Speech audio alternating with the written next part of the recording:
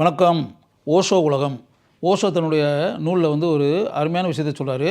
அது மிகச்சிறந்த ஒரு விஷயம் என்று என் மனசுக்குள்ளே பட்டதுனால அது என்னன்றதை உங்களுக்கு நான் சொல்கிறேன். ஒரு கிறிஸ்தவ பாதிரியார், அவருக்கு ஒரு நண்பர். அவர் யூத மதத்தைச் சேர்ந்தவர். ரப்பி என்று ஆங்கிலத்தில் கூறுவார்கள். அவர் ஒரு ரப்பி, யூத மதத்தின் உயர்ந்த பதவியில் இருப்பவர் அப்படின்ற மாதிரி வச்சுங்க. இவர் ஒரு ஆர்ச் பிஷப்பு, கிறிஸ்தவ மதத்தை சேர்ந்தவர். இவர்கள் இருவரும் மிகவும் நெருங்கிய நண்பர்கள். இவங்க 2 பேரும் ஒரு குறிப்பிட்ட நிகழ்ச்சிக்கு செல்ல வேண்டும். அந்த குறிப்பிட்ட நிகழ்ச்சிக்கு செல்றதுக்கு முன்னாடி ஆர்ச் பிஷப் இருக்கார்ல, பாதிரியார், அவருக்கு ஒரு கடமை இருக்குது. என்ன அப்படின்னா, தேவாலயத்தில் அந்த பாவ மன்னிப்பு கேட்டு அப்படின்னு இருக்குல்ல, அந்த பாவ மன்னிப்பு கேட்டு நிறைய பேர் வருவாங்க. அப்படி வரும்போது அவங்க செய்யக்கூடிய தவறுகளை அவங்க சொல்லுவாங்க. நாங்கள் இப்படிப்பட்ட தவறுகளை பண்ணிட்டோம், இப்படி மோசடி பண்ணிட்டோம், இப்படி ஊரை ஏமாற்றிட்டோம், இப்படி பொய் சொல்லியாச்சு, இப்படி துரோகம் செஞ்சிட்டோம், அப்படி இப்படின்னு சொல்லுவாங்க. அந்த காரியங்களுக்கு ஏற்றாற்போல் ஒரு அபராத தொகையை ஆர்ச் பிஷப் சொல்லி அதை அங்கே இருக்கக்கூடிய உண்டியலில் போட சொல்லுவார். ஆர்ச் பிஷப் என்ன செய்து கொண்டிருக்கிறார் அப்படின்றத சற்று தூரத்தில் இருந்து கொண்டு அந்த யூத மதத்தை சேர்ந்தவர் பார்த்து கொண்டு இருக்கிறார். இங்கே என்ன நடக்குது அப்படின்னா, ஒரு இளைஞன் வர்றான், குற்றவாளி கூண்டில் நுழையிறான்.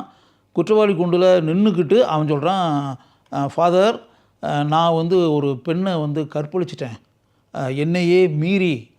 அந்த காரியம் தவறான காரியம் அப்படின்றத நான் உணர்கிறேன். அதற்கு உரிய தண்டனை என்ன இருக்கோ அதை நீங்கள் அந்த அபராதம், ஃபைன் அப்படின்னு இருக்குல்ல, அதை நீங்கள் சொல்லுங்கள், அந்த பணத்தை நான் உண்டியலில் போட்டுறேன் அப்படின்னு. அவர் உடனே என்ன சொல்வார், $10 $10 அதில் போட்டுரு, உண்டியலில் போடு அப்படின்னு அவர் சொல்கிறாரு. உடனே அந்த இளைஞன் $10 உள்ளே போட்டுட்டான், போயிட்டான்.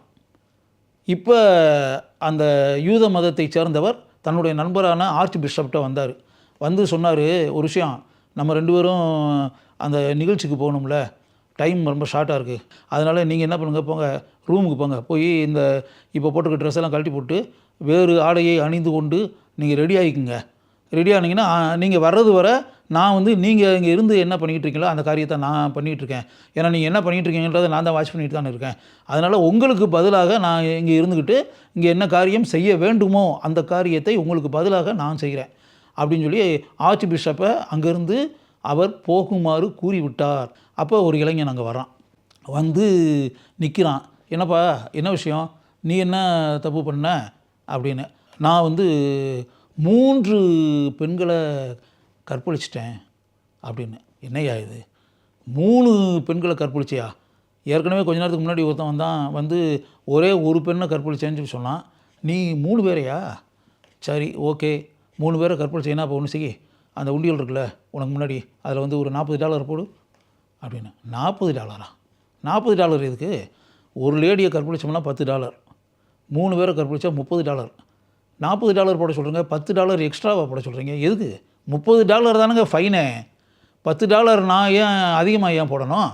அதிகமாக நீங்கள் ஏன் கேட்குறீங்க? எனக்குன்னே தெரியாதா அப்படின்னு. நான் ஏன் இதை சொன்னேன் அப்படின்னா, நீ நெக்ஸ்ட் டைம் வேறு யாராவது பெண்ணாக நீ கற்பழிக்கலாம்ல. அப்போ $10 பின்னாடி நீ கொடுக்க வேண்டியது இருக்கும்ல. அந்த $10 இப்போவே அட்வான்ஸாகவே போட்டுரு, அட்வான்ஸ் பேமெண்ட்டாக இருக்கட்டுமே, முன்கூட்டியே இருக்கட்டும். அதனால் என்ன, அந்த 10 நெக்ஸ்ட் டைம் வரும்போது நீ கழிச்சிக்கிட்டா போச்சு, நான் ஏற்கனவே கட்டியாச்சு. அப்போ எப்படி இருந்தாலும் நீ திருந்தி இருக்க போகிறதில்ல, நல்லவனாக இருக்க போகிறதில்ல, முள்ள மாதிரித்தனம் தான் பண்ண போகிற. இதே மாதிரி வேறு ஒரு லேடியை கற்பழிக்க தான் போகிற, கற்பழிச்சிட்டு இதே மாதிரி பாவ மன்னிப்பு கேட்டு பணத்தை கொடுக்க தான் போகிற, உண்டியலில் போட தான் போகிற. இது நடக்க போகிற விஷயம், இமீடியட்டாக இந்த வாரத்திலே கூட நடந்தாலும் நடக்கும் அப்படின்னு. நீங்கள் சொல்கிறது கரெக்ட் தான். ஒரு வகையில் பார்த்தா இது கொஞ்சம் சிந்திக்க வேண்டிய விஷயமாக தானே இருக்குது. ஏன்னா நீங்கள் $10 அட்வான்ஸ் பேமெண்ட்டுன்றது முன்கூட்டியே வாங்கிடுறீங்க. வாங்கும்போது நெக்ஸ்ட் டைம் நான் ஒரு பெண்ணையை கற்பழிச்சேன்னு வச்சுக்கோங்க, கற்பழிச்சிட்டு இன்னொரு தடவை பாவ மன்னிப்பு கேட்டு அப்படின்னு இருக்குல்ல, அடுத்த வாரம் இன்னொரு தடவை எதுக்கு வெட்டி அலைச்சல் எதுக்குங்க? தேவையில்லாமல் இங்கே அலைஞ்சிக்கிட்டு இந்த $10 போடுறதுக்காக, உண்டியலை போடுறதுக்காக இன்னொரு தடவை நம்ம ஏன் வரணும்? அதை விட பேசாமல் நான் பாட்டுக்கு என் வேலையை பார்த்துக்கிட்டு இருக்கலாம்.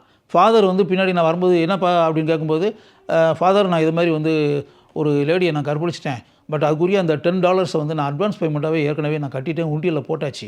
உங்கள் நண்பர் அந்த யூத மதத்தை சேர்ந்தவர் இங்கே உட்காந்துருந்தார்ல, அவர் என்கிட்ட $10 அதிகமாகவே வாங்கிட்டார். அப்போவே நான் உண்டியலில் அவருக்கு முன்னாடி போட்டேன். நீங்கள் அவர்கிட்ட வேணால் நீங்கள் கேட்டுக்குங்க, நான் ஏற்கனவே போட்டேனா என்ன அப்படின்றத கேட்டுக்குங்க அப்படின்னு.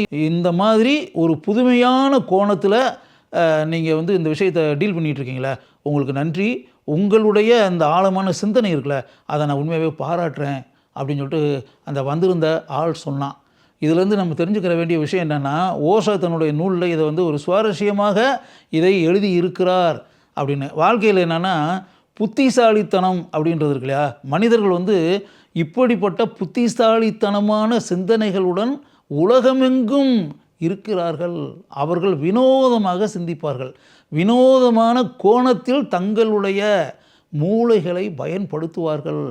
இப்படிப்பட்ட சுவாரஸ்யமான சிந்தனைகளில் பிறக்கக்கூடிய காரியங்கள் உலகமெங்கும் நடைபெற்று கொண்டு இருக்கின்றன. இந்த சம்பவத்தில் வரக்கூடிய அந்த யூத மதத்தை சேர்ந்தவருடைய மூளை எப்படி வினோதமாக செயல்படுகிறது, எப்படிப்பட்ட கோணத்தில் அவருடைய மனம் சிந்திக்கிறது என்பதை யோசித்து பார்க்கும்போது இப்படிப்பட்ட வினோதமான மனிதர்கள் உலகமெங்கும் இருக்கிறார்கள் என்று ஓஷோ தன்னுடைய நூலில் எப்படி கூறியிருக்கிறாரோ, அதே போல உங்களை சுற்றி இப்படிப்பட்ட வினோதமான மனிதர்கள் ஏராளமாக நிறைந்திருக்கிறார்கள் என்பதை நீங்களே கட்டாயம் உணர்வீர்கள் என்று எனக்கு தெரியும்.